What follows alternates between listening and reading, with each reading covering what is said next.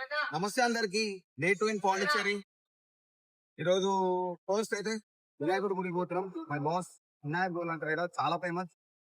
ఏది కోరుకుంటే జరుగుతుందని చెప్పారు, మనకేం తెలియదు కానీ మనమైతే పోతున్నాం. ఇక తర్వాత పోతాం.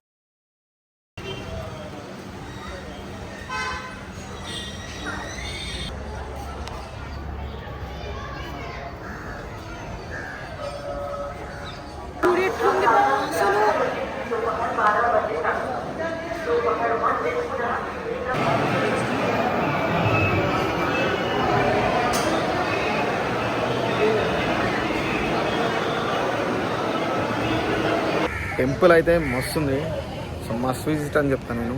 లోపల ఆర్కిటెక్చర్ కానీ ఇదంతా కానీ మస్తుండే. ఇప్పుడు లైట్గా ఫోటోలు అవి ఇవి దిగుదామని చెప్పి ఫ్రెంచ్ కాలనీకి వచ్చినాం.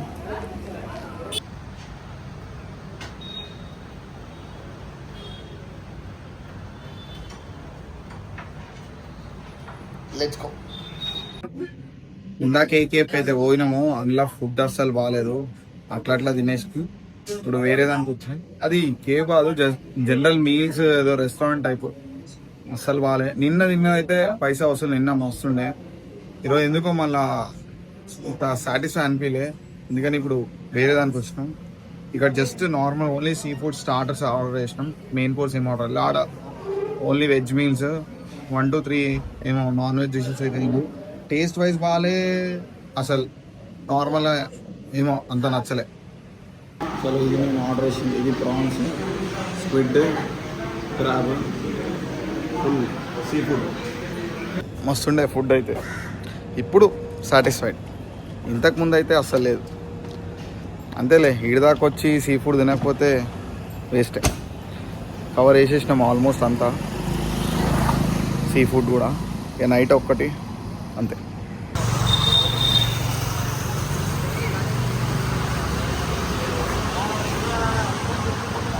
మొత్తం ఫోటోలు ఈ రోడ్డు, పక్క రోడ్డు, ఆ రోడ్డు మొత్తం ఎండలు మండుతున్నాయి. ఆల్రెడీ ఇంతసేపు స్పైస్ తిన్నా, అందుకనే ఏదో ఒక డిసైడ్ చేసేద్దామని చెప్పి డూమౌంట్కి వచ్చేసి.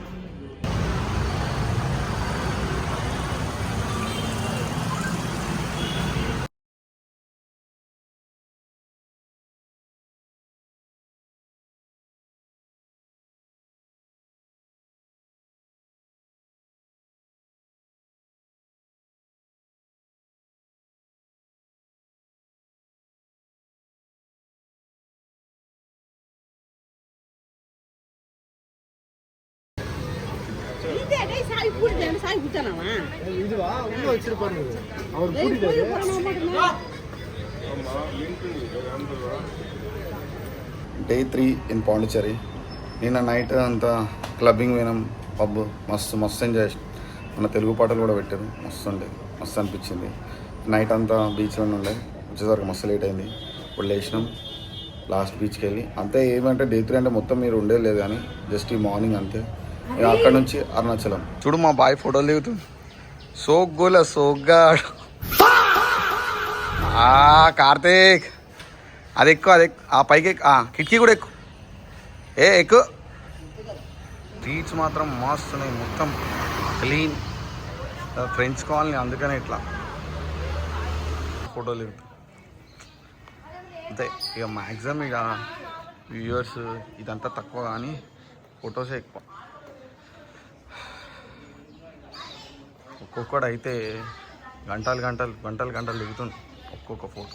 ఎవరైనా దిగని కూడా కాకపోతే స్ట్రీట్స్ అయితే నీట్గా ఉన్నాయి. ఎంత నీట్ అంటే మస్తు నీట్, క్లీన్, గ్రీనరీ.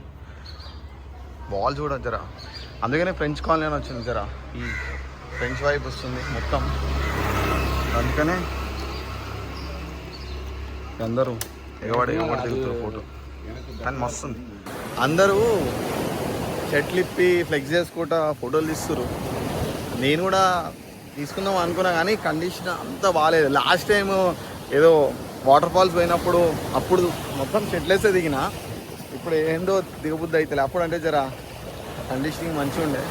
ఇప్పుడు బల్క్లో ఉన్నాం కాబట్టే ఈ టూర్లు, ట్రిప్పులు ఇవన్నీ.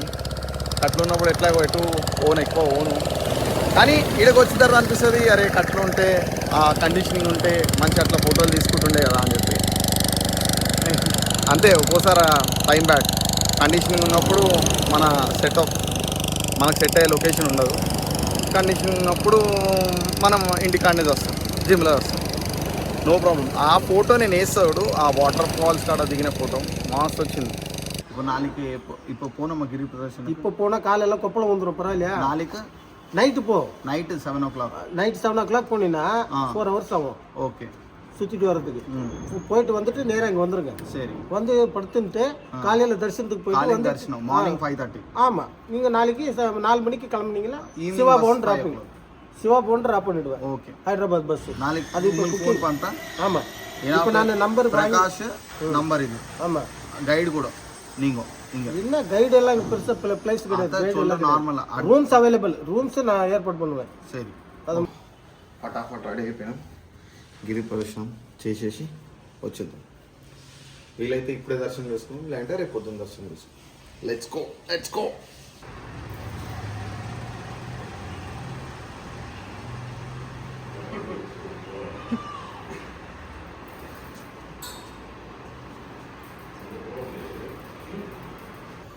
ఆడుంది గుడి, మా రూమ్ వెనకాలే, దగ్గరే డిస్టెన్స్ అయితే. చూద్దాం, ఆల్మోస్ట్ నైట్ అయిపోయింది, 6:30 7 అవుతుంది.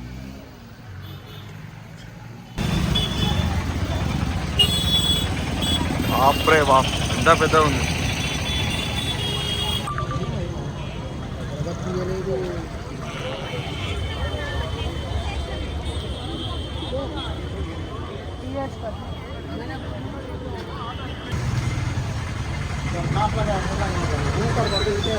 పార్కింగ్ ఉంటుంది.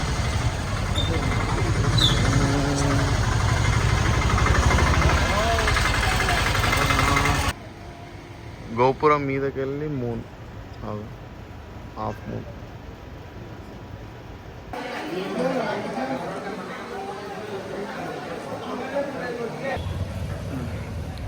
దర్శనం అయితే అయిపోయింది.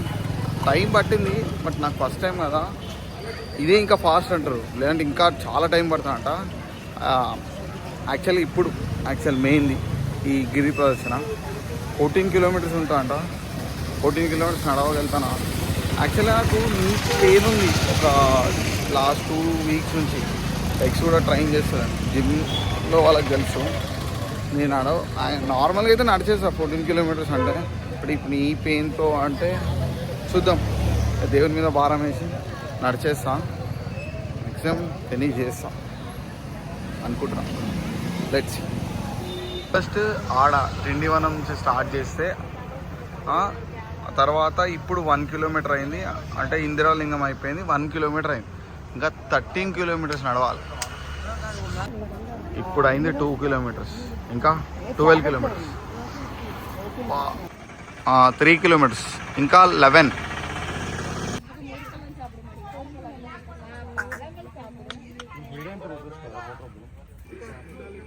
నాకు ఐడియా వచ్చింది, చెప్దామని చెప్పేయండి. నేను కన్ఫ్యూజ్ అయిపోతున్నాను నీ వల్ల. సార్ ఎవరు సార్ మీరు? సార్ చెప్పు, ఎవరు మీ ఇన్ఫ్లుయెన్సర్? 6 kilometers, more 8 kilometers. ఇక్కడ కరెక్ట్ ఇక్కడ ఉన్నాం, 6 kilometers. ఇంకా ఇదంతా అమ్మయ్య, ఇప్పుడు అయింది హాఫ్, అంటే 7 kilometers అయింది, ఇంకా 7, ఇంకా 6 అయిపోతుందిలే. నేను వచ్చినాం, ఇంకా ఎంత 5, లాస్ట్ 10 kilometers అయితే నడిచినాం, ఇంకా 4 kilometers. అమ్మాయి, ఇంకా 3 kilometers, 11 కాడ ఉన్నాం, 14 ఆగే. లాస్ట్ ఇంకో 1 kilometer ఉంది, అంతే అయిపోయింది. చలో,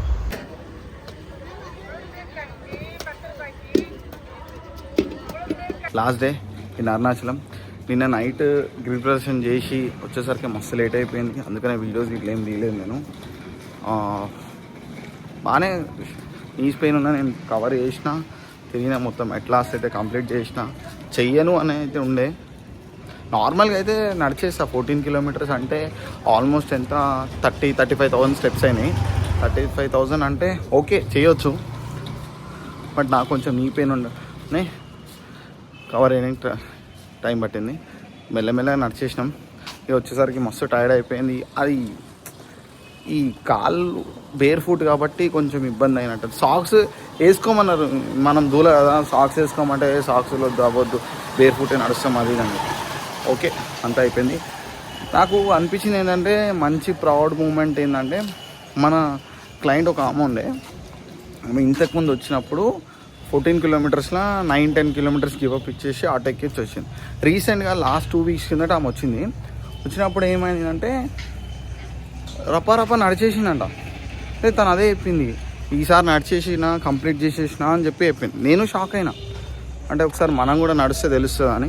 ఓకే ఇప్పుడు నాది నాకు నార్మల్ అనిపించిన, తన పాయింట్లో చూస్తే మస్తు గ్రేట్ అనిపించింది. అంటే ఎండ్యూరెన్స్ బిల్డ్ అయినట్టుంది, నడిచేసింది. కొంచెం 15 kg లాస్ట్ అవ్వడంతో తను కూడా ఫాస్ట్ అనిపించింది. అంటే ఇప్పుడు మళ్ళీ ఒకసారి గుడి దగ్గరికి వెళ్ళి దర్శనం చేసుకొని అటుకెళ్ళటే బస్ స్టాప్కి వెళ్ళి ఇంటికి వెళ్తాం. రైట్ అర్థం కాలే కానీ నైట్ టైము అగో ఆ కొండ మొత్తం తిరిగిన. హాలిడేస్ చాలా ఇంపార్టెంట్.